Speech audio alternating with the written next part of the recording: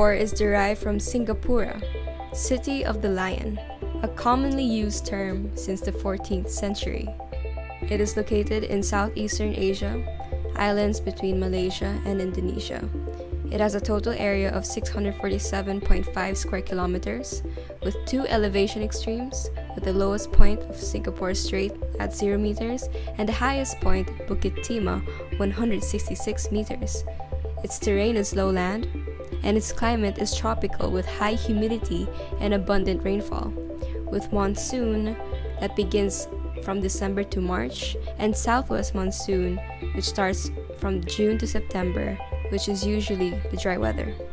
The current population of Singapore is 5,855,965, based on Worldometer elaboration of the latest United Nations data. Its population is equivalent to 0.08% of the total world population, and the population density is 8,358 per square meter. While 100% of the population is heavily urbanized, and the median age is 42.2 years.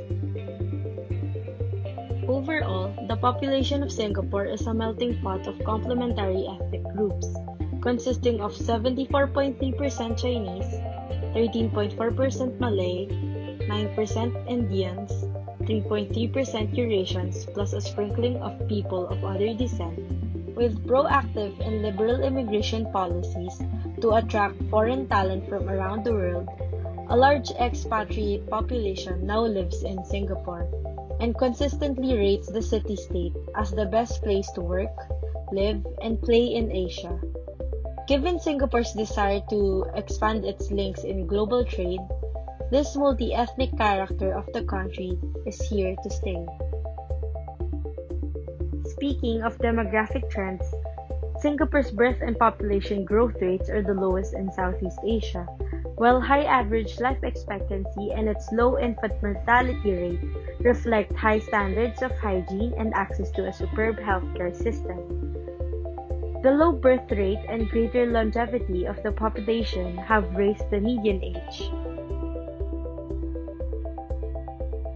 Moving on to its economy, Singapore is one of the great trading entrepots of the British Empire. It has experienced remarkable economic growth and diversification since 1960, when it finally became a self-governing country. In addition to enhancing its position as a World Trade Center, it has developed powerful financial and industrial sectors. Singapore has the most advanced economy in Southeast Asia, and Singapore's economy has always differed from those of the other Southeast Asian countries, for it has never been primarily dependent on the production and export of commodities.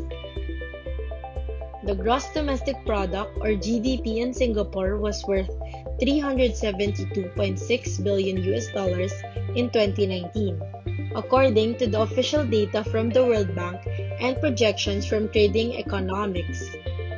The GDP value of Singapore represents 0.31% of the world economy. Regarding employment, 2/3 of the resident population is employed. Only 0.2% of the members of the workforce are employed in the primary sector, and about 37% of employed persons work in commerce and finance and business sector. 23% work in manufacturing, 21% in other services, and 18% in transportation and communications and construction. The unemployment rate has long been below 3%, but increased during the recent economic downturn. Singapore continues to perform its traditional function as a financial intermediary, shipping raw materials such as rubber, timber, and spices from Southeast Asian region in exchange for finished goods from both within and especially outside the region. Major imports are machinery and transport equipment and crude petroleum. As seen in the pie chart, China, the United States, Indonesia, Malaysia, and Japan are Singapore's principal trading partners.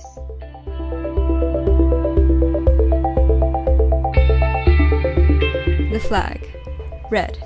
Universal brotherhood and equality of man. White, everlasting of purity and virtue. Crescent, a young nation of the ascendant. 5 stars, nation of ideas of democracy, peace, progress, justice, and equality. Singapore is home to different races that live harmoniously. This was possible due to immigrants coming from different parts of the globe. This gave Singapore the diverse culture that it continues to boast. The diverse culture scene is heavily influenced by the Chinese, Indians, and people from all over the Malay archipelago. Due to its diverse population, this paved the way for the presence of numerous religions in the country. Buddhism is currently the prominent religion, taking up 33% of the country's population, and non-believers, Christianity, Taoism, Islam, and Hinduism cover up the rest of the population. Religion isn't the only thing affected by the diverse population, also the languages used in the country. The 4 official languages in the country are Mandarin, Malay, Tamil, and English. The most common language is English. The use of English is important in this country since it is able to go beyond language barriers and unite the different communities and races.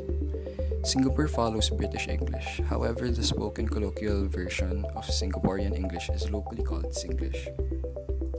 English is taught to children at school along with their mother tongue so that they don't lose connection with their traditions.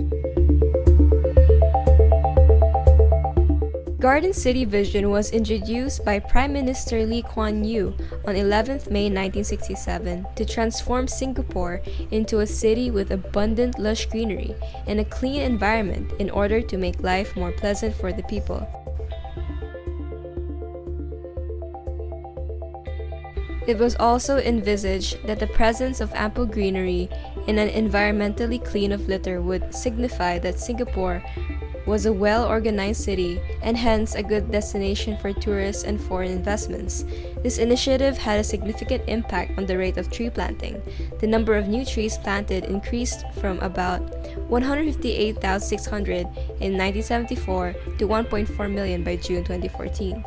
Singapore, aside from being known as one of the easiest countries to build business in, is part of ASEAN as one of the first members who established the organization since August 8, 1984.